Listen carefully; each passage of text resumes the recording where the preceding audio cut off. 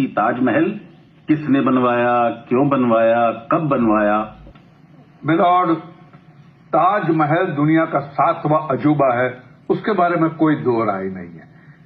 और मैं ये भी नहीं मानता कि ताजमहल के निर्माण की सच्चाई बाहर आने से ताजमहल की छवि धूमिल हो जाएगी, बिल्कुल नहीं। और आज भी मिलॉर्ड आपने देखा होगा कि आम लोगों को इतिहास के बारे में उतना ही पता है जितना कि बताया जाता है, और उसके ऊपर अगर आपने सच्चाई बताने की कोशिश की तो उसे प्रोपेगेंडा कह के खारिज किया जाता है। मिलॉर्ड, बरसों पहले बख्तियार खिलजी नाम का एक दरिंदा भारत आया, उसने नालंदा विश्वविद्यालय को आग लगा दी।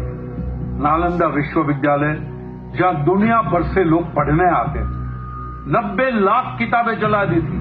3 महीने तक आग जलती रही, हजारों विद्यार्थियों शिष्यों को काट के रख दिया, और असली भारत का इतिहास उस आग में स्वाहा हो गया।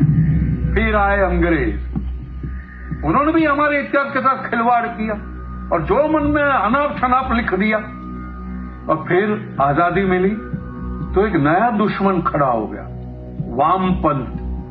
और जाहिल वामपंथी इतिहासकारों ने अपने हिसाब से इतिहास को तोड़ा मरोड़ा और एक नया इतिहास रच दिया।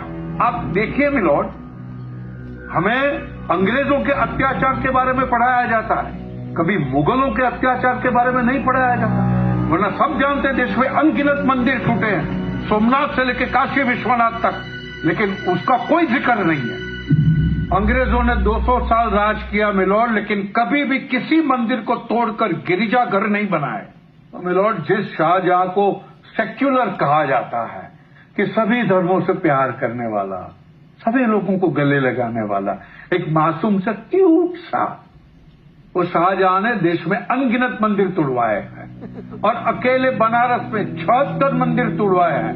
यही प्रमाण है शाहजहां कितना सेक्युलर था। या हमारे देश के कुछ सेक्युलर तो रामायण और महाभारत पे भी सवाल उठाते।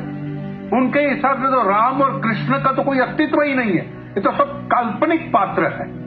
लेकिन उनके संदेह को मिटाने का काम हमारे आर्कियोलॉजिकल डिपार्टमेंट ने किया। उन्होंने रामायण और महाभारत के प्रमाण तो दिए और उन तथाकथित सेक्युलरों के मुंह पे तमाचा भी चढ़ दिया। मिलॉर्ड, सदियों से चली आ रही भारत की सभ्यता को बार बार दुनिया भर के लोगों ने खत्म करने की कोशिश की, लेकिन वो कभी सफल नहीं रहे। वो सभ्यता आज भी बरकरार है। क्यों?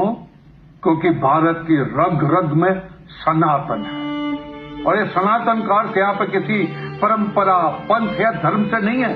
सनातन एक सोच है।